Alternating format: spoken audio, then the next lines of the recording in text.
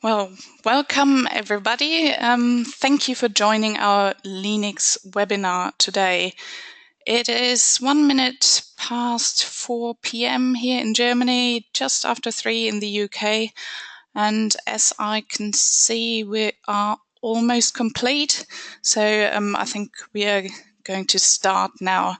So thank you once again for joining us today. My name is Ruth. I work in marketing for LeanIX, and with me today is our expert Juha Mylläri, who is joining us from Switzerland. So before we get started, I'd just like to start with a couple of housekeeping things. The duration of this webinar will be approximately 45 minutes. You are very, very welcome to ask us questions throughout the webinar. Please use the questions function of your control panel.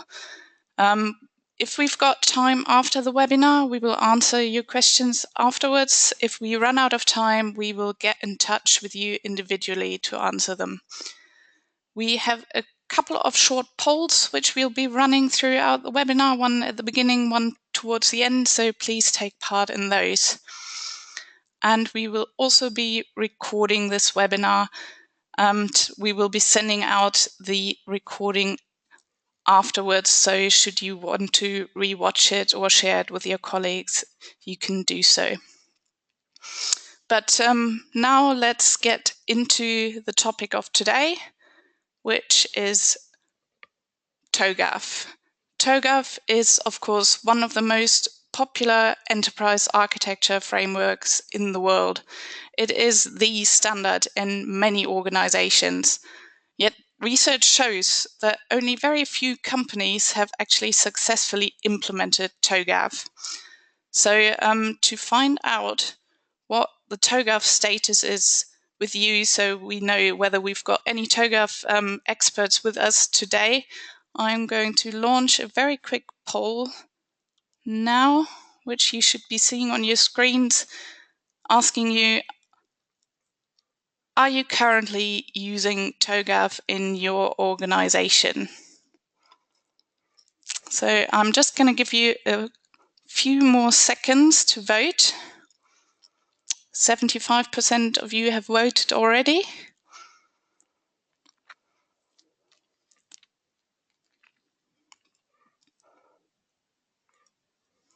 So as I can see, we've got a number of experts with us today. Just going to give it a few more seconds. And I'm closing the poll now. And I will share the results with you. There, as you can see, half of you are currently using TOGAF, 40% don't, and 10% don't know. So we've got a number of people who are familiar with TOGAF already, and I hope we're going to give the other ones a good introduction to TOGAF. So we want to find out more about TOGAF today and how to make it a success. And that's why we've got our expert Juha with us today. And he will be telling you something about TOGAF, of course, but also how to implement it in your organization with LeanIX. And there are 3 key takeaways which I would like you to take away with you from today's webinar. 1, I would like you to understand the basics of TOGAF.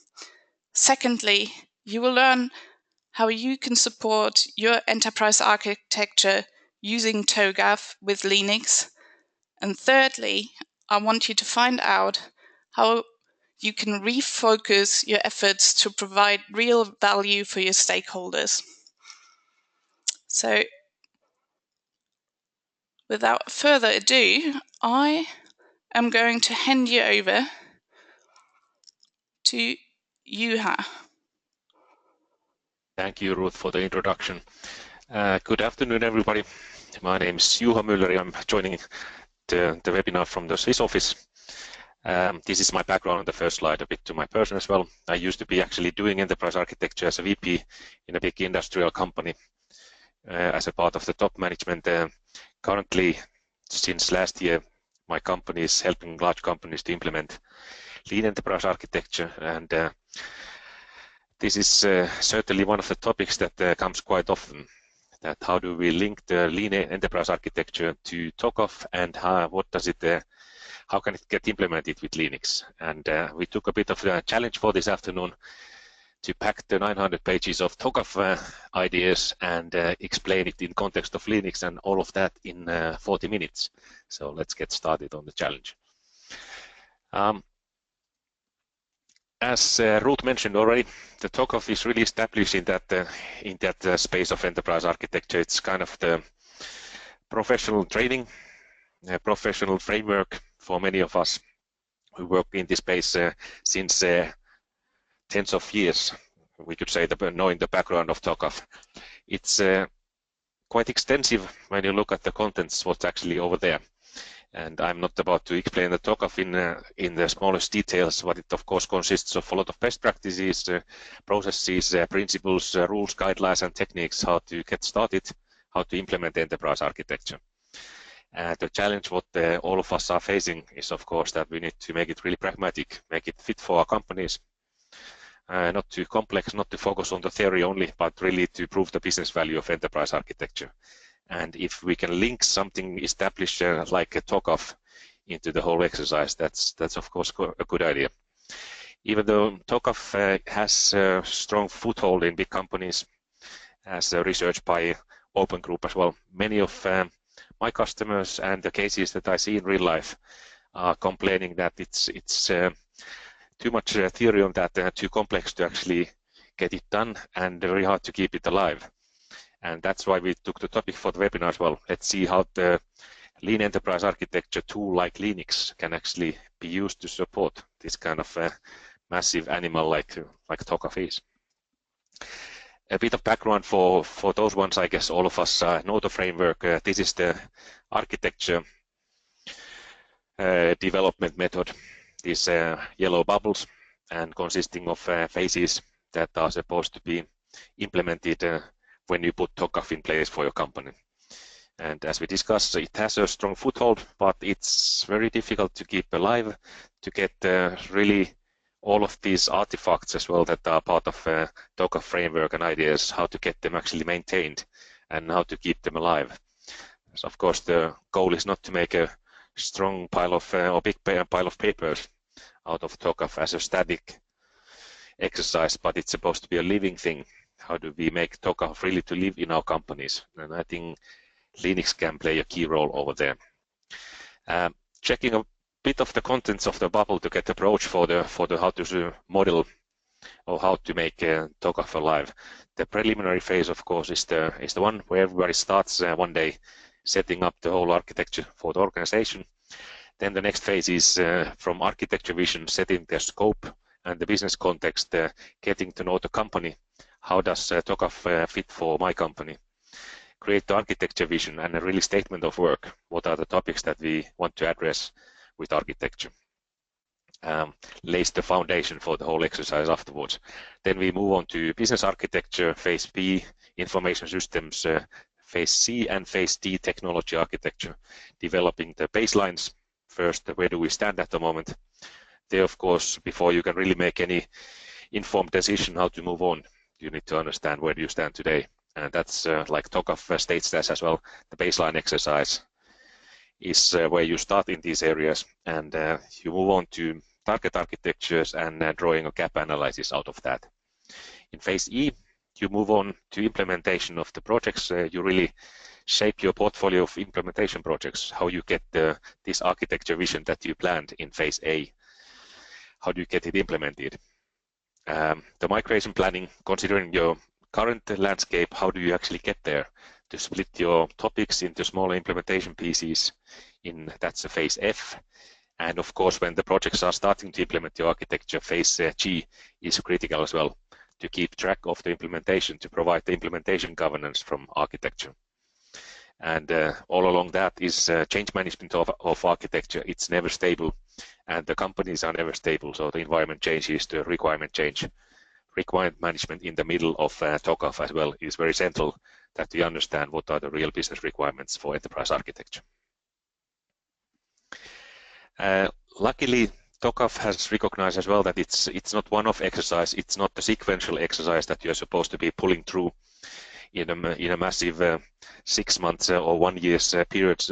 But the idea is that we can iterate. We should iterate and focus on different areas. There's a few examples on this slide over here. EA capability sprint is really the one where you set up the capability for your company, set up the team. There you iterate between the architecture vision and preliminary phase, by setting your foundation for the rest of the work.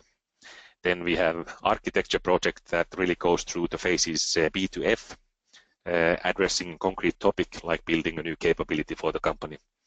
We have data quality sprints that are really focusing on improving data quality on phase C, as you can see on the slide. The roadmap sprinting is another exercise. That's key for the lean implementation, I think, as well, that we can really split TOGAF into phases and different topics where we focus on different things and not try to pull it through as was massive one-off exercise, because for the most of the organizations that's too tough, and somewhere on the way you often lose the patience when you really try to do sequentially all of it. You need to be able to iterate and focus on the things that really matter for your company at the time. Another tough picture from the TOGAF framework, and then after that I promise we'll move on to something more pragmatic on top of LeanIX. This is really a story from TOGAF side as well. What is the content of architecture repository? Which are the topics that TOGAF proposes to actually record? That you are tracking those things, that you put them in a structure, that you manage those topics in a repository. And as we are speaking of LeanIX as a repository inventory tool as well, I wanted to link that idea to the TOGAF idea of the repository as well. What are the topics that we should cover? And at the same time, that's a kind of life cycle of establishing architecture as well. When we start on the right-hand side, the number 1 describes quite often how enterprise architecture is starting as an exercise. The company management sets up the architecture board, says somebody responsible for topic, we gather the stakeholders together, we have a problem to solve. So we set up the architecture council, architecture board, there's different names in different companies. That's how it often starts. Moving on to number 2, the architecture capability, that's really meaning what are the skills that we need for this job? Who are the people, how the organization should look like? What is really the mandate, the architecture charter? Where do we start and what is the problem to be solved? Hopefully then soon after that we start capturing real requirements for the architecture as well. Not only keeping it on the high level, but the number 3 address is the requirements repository, which should be really the same method, same set of tools maybe as well, where we capture the rest of the requirements in the environment, in the company. So we start capturing architecture requirements in a structured way that we can map them and manage them professionally as well. On the top of the picture, number 4, of course, is the next phase where you start thinking of what is our meta model, architecture method, and the content meta model. That's where the TOGAF gives a lot of ideas. The ADM as a development method, the content, what are the different matrix representations, the different documents. There's a lot of ideas out of TOGAF coming, what there should be produced. In the next phase, number 5, of course, you start pulling in the ideas from outside, references, standards. In banking industry, you might have a BIAN as a framework for the capabilities, how to model that, what are the standards. You develop some guidelines, some principles for your own organization. In telecoms, you would take ETOM, TAM, that kind of industry frameworks as well as a reference library to support your architecture exercise. That saves a lot of effort, of course, not having to reinvent all of those topics, but you can borrow from the established industry models. And finally, on the phase 6, you then start modeling your enterprise architecture, putting the things, what you have into the repository, and there you have different layers, strategic or the segment architectures. We focus today on the capability architectures, because I think that's really a great approach in TOGAF as well, capability-based planning. How do we actually break the whole company strategy in small pieces and support the implementation of those? So let's get hands-on dirty with this topic. There's one slide from TOGAF again describing the method of capability-based planning. As I mentioned over there, you come down from the corporate strategy number 1. Out of that, you can pull topics already for the architecture vision, kind of high-level statements where the company is, what is our big challenge, where are we heading to. But the real architecture work starts most common in the phase 2, where you start actually breaking down the strategy and a high-level plan into capabilities, saying that based on that strategy, we should address the following capabilities. And out of that, in the TOGAF phases B, C, and D, you break that down into a portfolio of projects as well. And that brings the structure into the architecture exercise as well. You work along the capabilities, you break it down into the concrete architecture work packages, projects, and manage that portfolio of projects in a professional way. And that is something that LeanIX can really support well, and the built-in meta model fits nicely into that. Of course, then you go into details and implement the building blocks, solution architecture building blocks. I think the point where many are struggling as well is really taking the strategy and making it something concrete. My experience says that this capability-based EA planning, that really works. You can start bringing a bit of structure into the interface between business strategy and really enterprise architecture. And let's see how we can do all of that in LeanIX. There's one slide of the approach as well that explains my experience, what I've seen in different companies, that's also up-to-date customer case out of one project. Insurance company in Switzerland was setting up exactly this kind of tool set to support the enterprise architecture work. And I call it the best of breed EA tool strategy. That means you shouldn't be aiming for the tools that can do all of that. Every single thing that you can imagine related to architecture, there are tools for that thing, but I've really seldom seen any of those tools to succeed because they simply get too complex. My recommendation would be absolutely to take the best of breed tools like LeanIX for the strategic EA management. They are for requirements management. Everybody knows the Atlassian products, Jira, to manage the architecture requirements exactly as you manage all the other requirements in the company. Signavia is one of the known business process management tools that you can also get out of the cloud as the Atlassian tools. The more static things you can put on the wiki, on the Atlassian Confluence platform as well. And the more technical artifacts, really for the solution architects, when you get down to interface attribute level, UML diagrams, enterprise architect from Sparks on the right-hand side down does it really well. So there's really no need, and you shouldn't be trying to solve all of these tool problems with one dinosaur set of tools, but take the best of breed strategy, integrate them in a meaningful way. And all of these tools, of course, the simplest version is hyperlink integration. LeanIX supports that. You can put in links and then navigate into the process diagrams when you want to deep dive on that side, or go to Jira or Confluence when you need something more static. To those of you guys that haven't seen LeanIX, I think many of us have. That's a bit of a small summary of the things. The basic functionality of LeanIX is really the 3 blocks. The IT inventory. On the left-hand side, everything is a fact sheet over there, all the objects that we are storing over there based on the really solid and well thought out meta model. You can put out paste all your assets in there. LeanIX calls them fact sheets. You can tag them, you can sort them out based on the tags, you can filter out using the tags, you can search. There's a full search through the whole repository. And of course, as a modern tool, the API, there's a modern API for the integration and import and export facilities where you can really plug it into your best of breed tool set, as we checked out on the previous slide.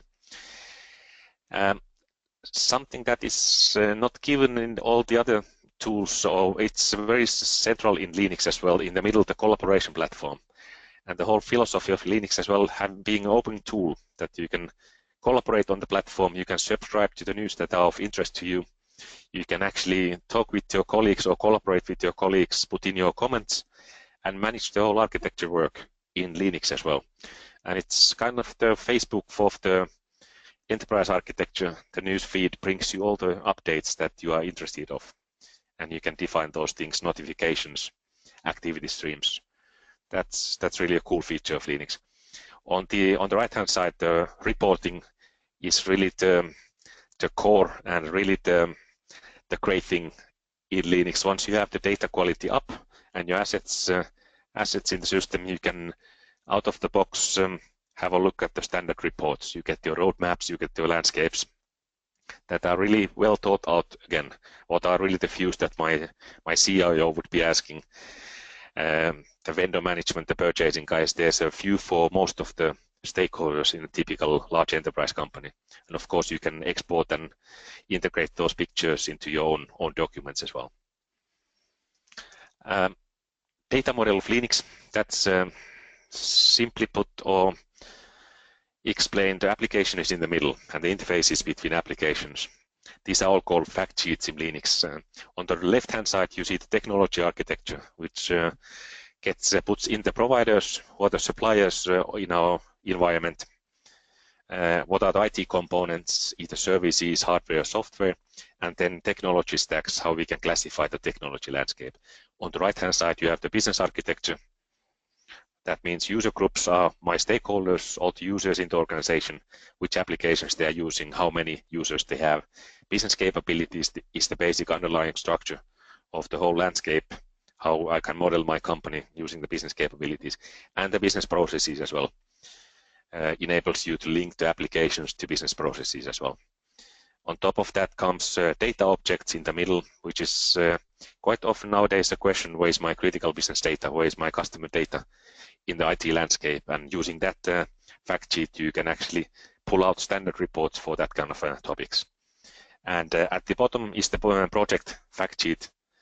That's very important as well to get idea of how the landscape is changing. What are the key projects that are actually changing my landscape at the moment. So with that fact sheet, we cover that dimension. And it looks surprisingly simple when you see it for the first time. With 10 different fact sheets, you can actually cover, I would say, 95% of the typical best practice questions that my stakeholders are asking. That's the beauty of LeanIX as well. Looks simple, but it's very powerful when you start actually using that. And the good thing is for today's presentation that we can actually map it to TOGAF as well. Those TOGAF words that are not always the same, or there's a bit of other terminology in TOGAF as well. I showed the example in the next slides and in the live demo as well. How did we do the mapping, and how does TOGAF actually live on top of that meta model of LeanIX?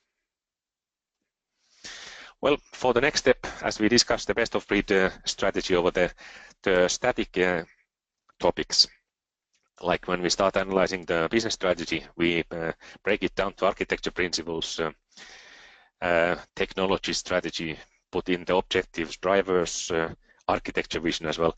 Those topics are more or less the stable dimension of the architecture. I wouldn't expect those to live further, to develop as dynamically as all the other fact sheets or the assets of IT landscape do. In that sense, my recommendation would be put it on a static platform. Use the wiki, Confluence for that. For example, the same you should do with the requirements. When you start breaking down requirements, put it into Jira. If you have it in-house, otherwise you can get it out of the cloud as well, or any other requirements management tool that you already have in-house. Start managing your architecture requirements exactly with the same best-of-breed tools that you use for the rest of the company. So there's really no need to put it all into a big, massive repository, one of these big EA tools. I would rather split it into parts and use the components that you already might have in use in your company, or then take out of the cloud these Atlassian tools. They really can fit the bill as well. Once we have the static environment mapped, and there are a few examples of those as well. That's my sandbox for the requirements management. I've got the pilot site, and we implemented something similar for this insurance customer in Switzerland as well, where we put in the requirements, all the architecture, the process workflows in Jira. That works extremely well. And the other side is the static content. There's a bit of example anonymized for the architecture wiki as well, where you put all the things that are not changing daily. It's really important still to make them visible over there and not to write them in a big document or a PowerPoint presentation that only a few of the colleagues know where it lies on the network drive. It's key to make them visible and in intranet wherever the people can find them, and to be able to reference to different chapters as well, that you can actually link to one of these chapters, one of the topics over the hyperlinks. And by doing that, you can break down the document, these massive documents as well, and make them much more usable for your stakeholders. Now we start mapping based on this capability-based planning approach that we just discussed. In TOGAF, they have a bit of different naming. You can customize the LeanIX. That's flexible in that sense. You can't reinvent the whole meta model. That's not the point, and that really helps to keep the architecture exercise in control. But you can rename some of the things, like business capabilities. TOGAF speak of capabilities. We can put it on level 1 in LeanIX, call it capability. Level 2 is called business service. And by doing that, you can model your environment. What is the basic structure of capabilities for your company? And then on the next level, what are the business services? Then you are again on the TOGAF world. You have the terminology over there. You have the same namings. And for the people architects that understand TOGAF, then it makes completely sense again. Of course, reinventing the capability model, that's not the point of the thing. There's, as we discussed, there's a lot of reference models. There's one from LeanIX for insurance company. LeanIX has collected best practices from different customer projects as well. So there's always a good idea when you come up with the new company, with the new industry. You can borrow something from there. Otherwise, you take for banking reference to BIAN architecture, telecoms, work with ETOM, TAM models. Most of the industries have existing industry capability model, and you just import it. That's really easy. Put it in LeanIX, and that's your baseline then for the further mapping of different IT assets. In the next phase, you continue the exercise. You do the same for projects in the next phase. And as LeanIX was, TOGAF was pointing out, it's really a key to make a manageable portfolio of projects, architecture, work packages out of these capabilities. So my recommendation would be on the next phase to break down those capability ideas into corporate projects and work packages, that you can actually start managing those topics, prioritizing those topics as well, and move on to business processes and call it processes and functions. Then you have again the reference to the TOGAF world. The user groups in LeanIX, I turn it into stakeholders based on the TOGAF ideas, and that's always a healthy point of thinking, who are my stakeholders? That's why take it in there and model in LeanIX the level 1 organizational units, and level 2 corresponds to the roles in those units. By doing that, you can map the organizational dimension of your company and make it relevant for your own company as well. We continue through the mappings of the rest of the fact sheets in LeanIX. The data object, you can call it business object, as TOGAF speaks of that, and it's now even on 3 levels. First one being data entity, second level logical data component, and level 3 physical data component, which is really close to the implementation objects already. Same thing applies for the applications. TOGAF speaks of information system services on the level 1, level 2, logical, and physical again on the level 3. The same you can do for the IT components. TOGAF uses the naming platform services, logical technology components, physical technology components. By doing that, you bring the flair of TOGAF into LeanIX as well, without actually having to take all the complexity with that. And you can still live with the very pragmatic meta model of LeanIX, but talk to the TOGAF architects, everybody who wants to see the TOGAF flair represented over here. And that works perfectly well. I'll show you that in the example just in a minute. For the technology stack, or for mapping the complexity on the technology space as well, the same thing as with capabilities. LeanIX brings some standard models as well, showing the structures for the technology components. You can borrow some of those dimensions as well. And those things rely on the best practice coming from Technopedia. This PDNA logo, it's an external database that has most of the IT products on this planet mapped and categorized. You can borrow the meta model out of that, and LeanIX supports integrating the Technopedia into the tool set as well. That is really a great feature.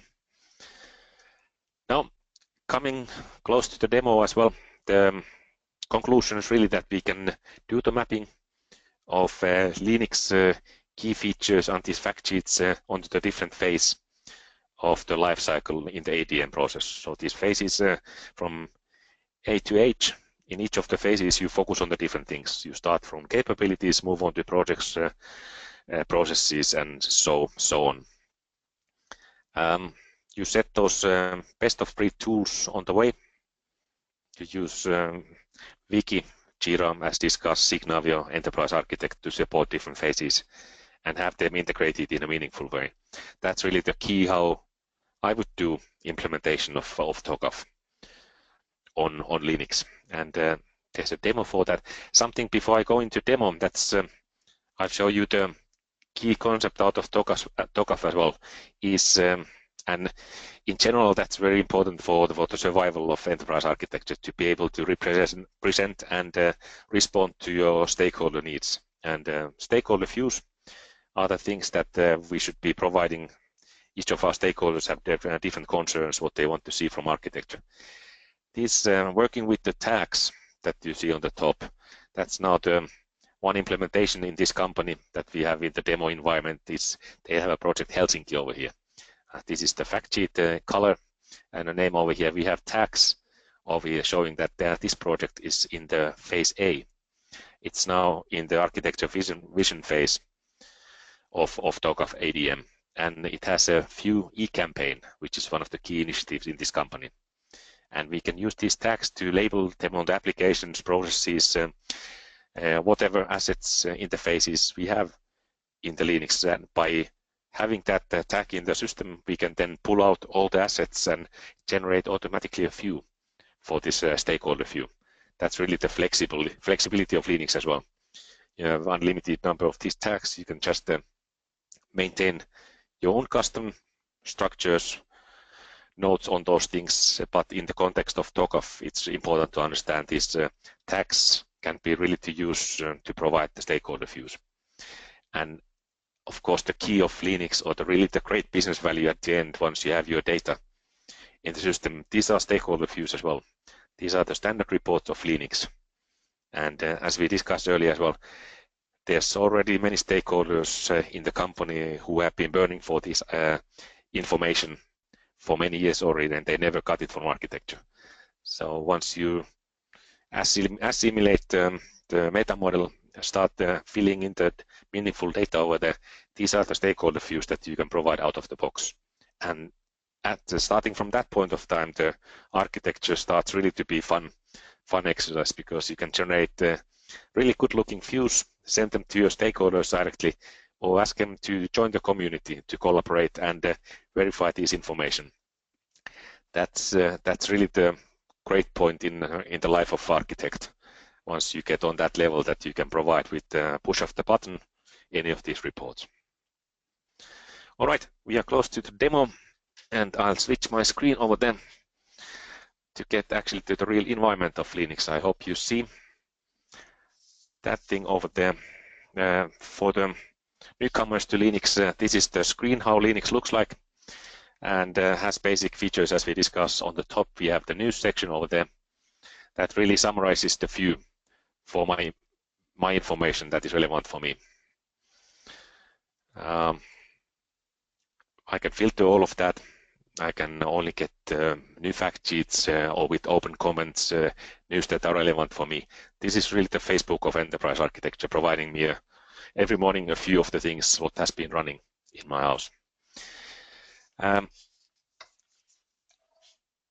By having the search function over here, you can start exploring the architecture as well. Just type anything over there, the application name that you know, something that you want to find out.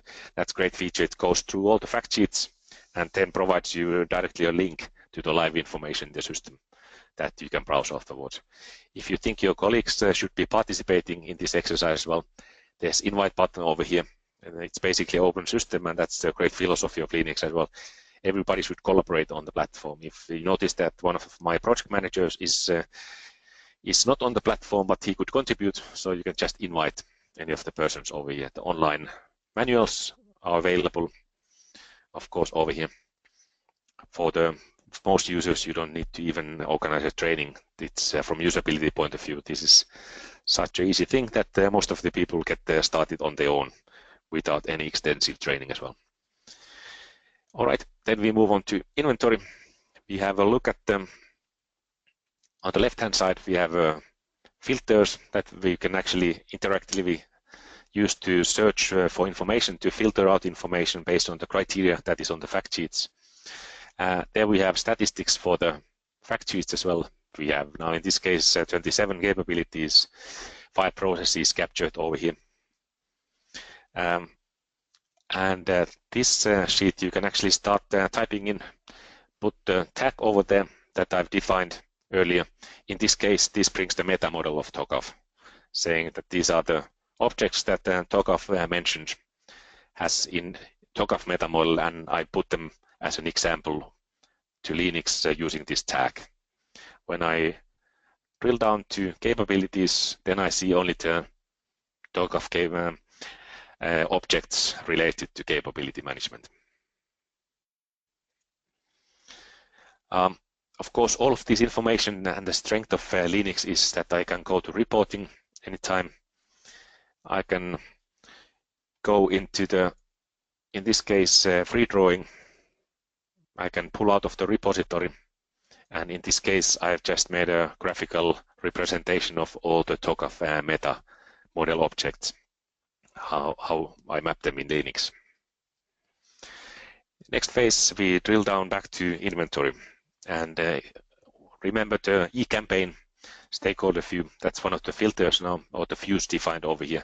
I can switch on the filter, say that give me all the capabilities for this stakeholder view. There they are. This initiative is addressing these 3 capabilities. We drill down in capturing, which is really receiving all the complaints, all the requests from the customer. This is a fact sheet for capability over there. It starts with the basic things, name, description, any kind of hierarchies that we have over there. And after that, you start mapping. When you start with the exercise, you can map it to applications, showing that capturing capability actually uses business processes like this. It has applications, master capture in this one case, and Helsinki project is the one that actually changes or builds the next generation of capability, what we are planning in this in the initiative that is running in the company.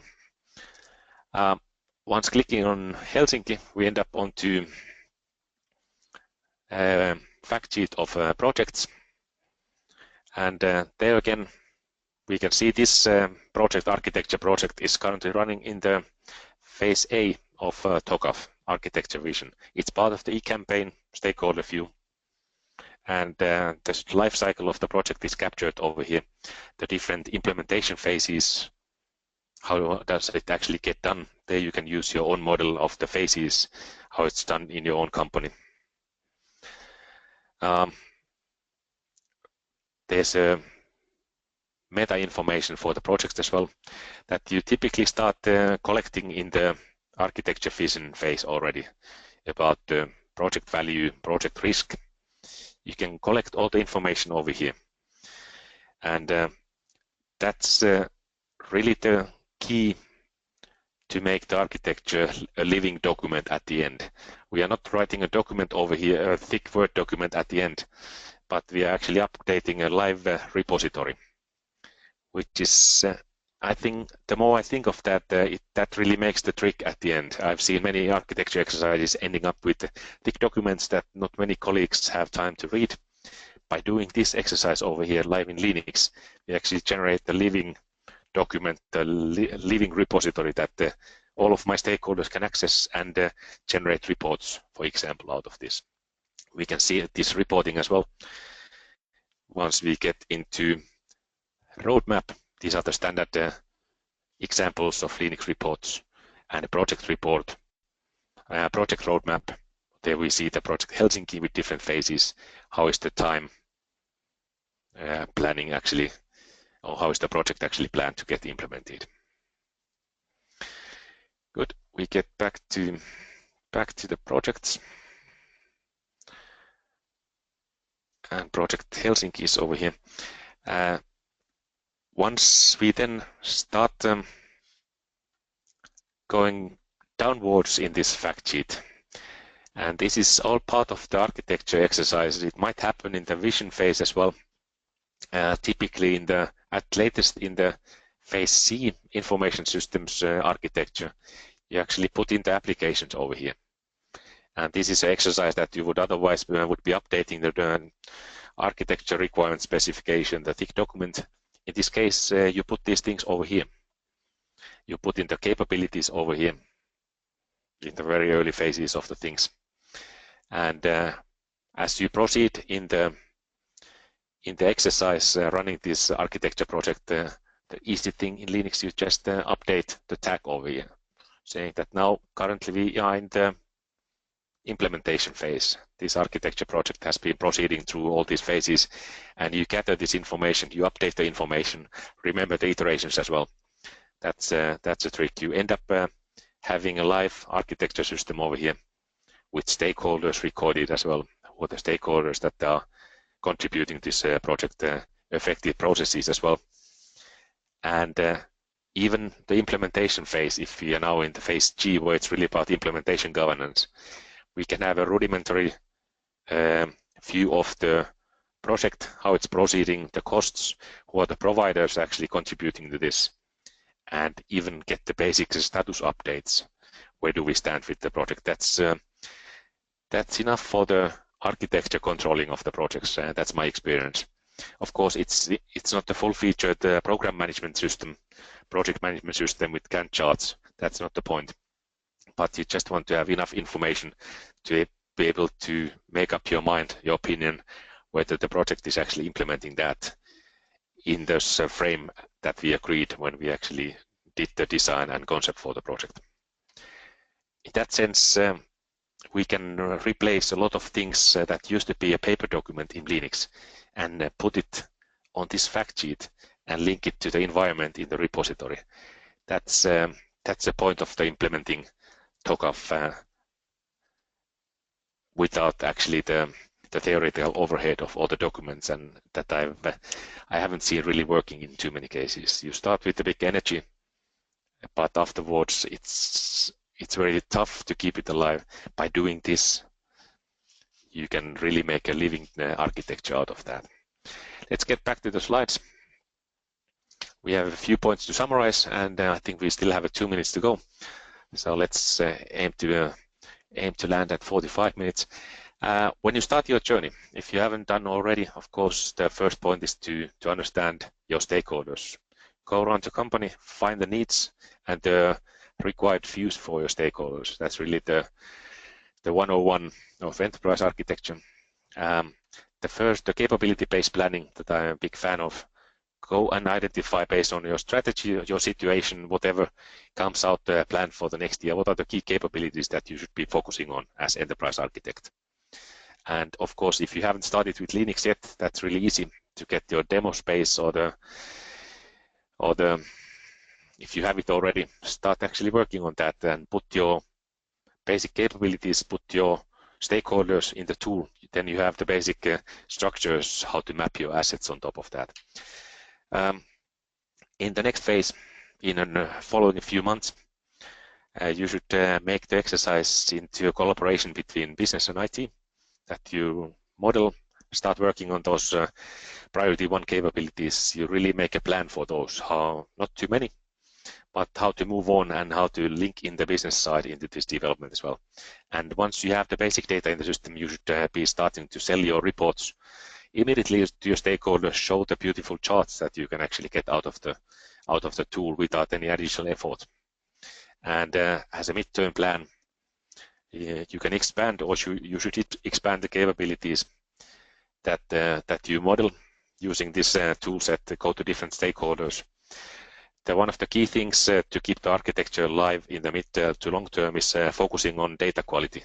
That means you might have to talk to your colleagues in different governance processes, whether it's finance governance, financial governance, portfolio management, operations. How do you link those processes into enterprise architecture, and how you can automate some of the information sources that you get those assets automatically without manual effort.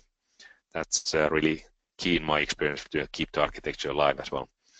And in the long term, I think this approach has been working. I've seen it a few times as well. Keep the enterprise architecture as a lot of collaboration, focus on your stakeholders, really go after them all the time and ask what they need you to deliver, and model your program, the whole program, as a dynamic set of architecture projects, work packages. That gives transparency to your stakeholders as well and makes it much more manageable for yourself and your team as well. I think we are close to the end. Thank you for this, and back to Ruth. Thank you, Juha, and thank you all for listening. Now, before we get to the end, as I mentioned earlier, I'm going to launch another quick poll. Now that we've seen how TOGAF is implemented in LeanIX, we wanted to know, how do you feel is TOGAF well supported by your EA tool? So take part in this vote.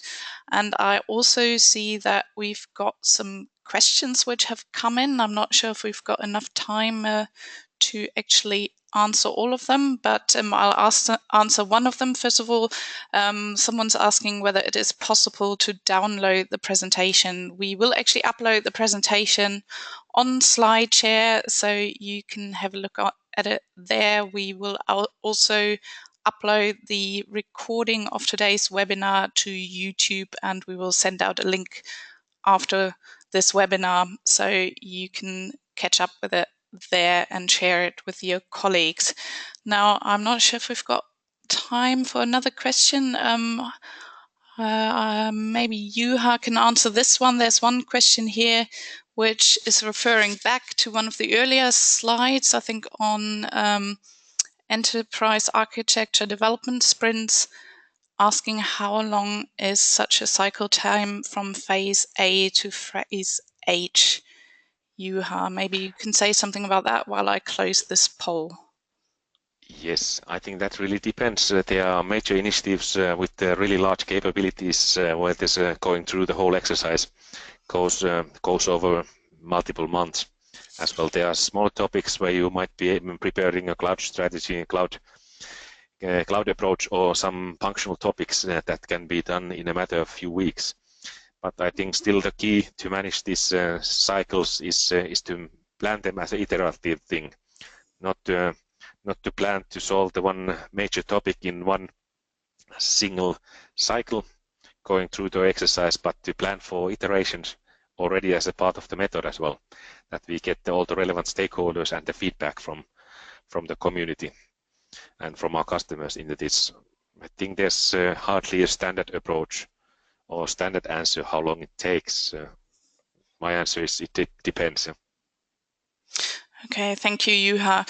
Now, I can see we've got a couple more questions, but we're already running over the time as it is, and I think they might take a little bit longer to answer, so we will get back to you individually. So for me, it remains to say, once again, thank you very much for joining us today. I hope you enjoyed the presentation. Please get in touch with us. You can see our email addresses on your screen. Please visit our website where you can apply for your own free trial of LeanIX. And also please get in touch with any feedback you might have about today's webinar. So thank you again for your time, and we hope to see you again soon. Goodbye.